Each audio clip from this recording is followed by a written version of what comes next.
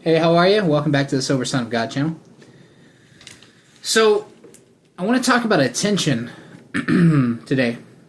It's very hard for us as human beings to stay in the present, but man, if we could just focus our energy there and put all of our hope, all of our prayer in just this situation. And simply put, this is how my mind thinks of it. The past literally just doesn't matter anymore. Nothing about it. Nothing. Like, you can use it as a point of reference for, like, good things. Like, man, last week was great. I'm going to try to have another one this week, you know? The negativity that's in the past, you can't do anything to change it, you know? We don't have time travel or time machines. There's no reason in giving that any of your energy, because when you do, if your focal point is the present, it takes the focus and puts it in the past, so you're not all the way here. You know what I mean? And the same thing works if the future is filled for you with worry. How's this going to be met, this deadline? How am I going to get this need? How am I going to... It takes even more focus off of the present. And I think that trips us up as human beings and makes us have, like, poor decision making. And it makes us seem like if life can be a 4 out of 10 on the overwhelming scale, it takes it to 1,000 out of 10. Because our brains are not designed to be that overcomplicated with stress, I guess would be a good way to put it. And I have a verse here, very simple one, I'm sure you've heard it. It's 1 Peter chapter 5, verse 7. In the New Living Translation, it says, "Give all your worries and cares to God, for He cares about you." Now that's very, very plain and very simple. But let's dig into it and think. He designed us.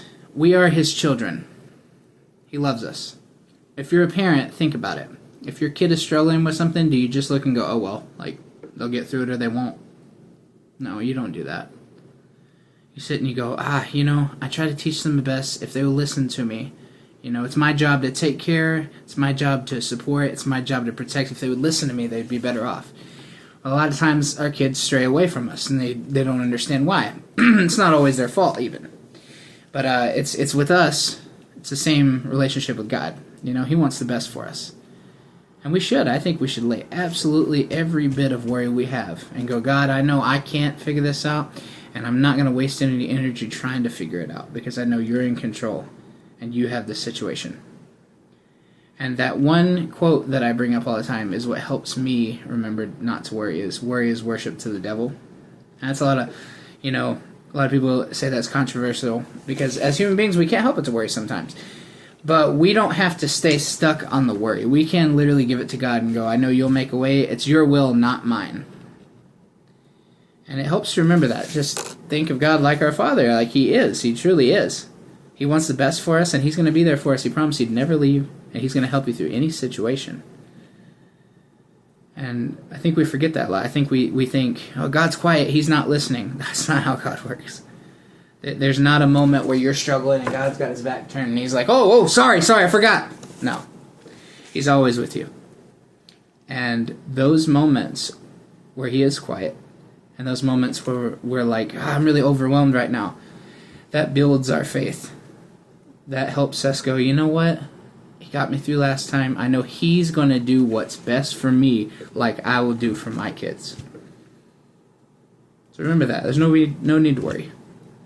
It's hard as a human being, but you don't need to.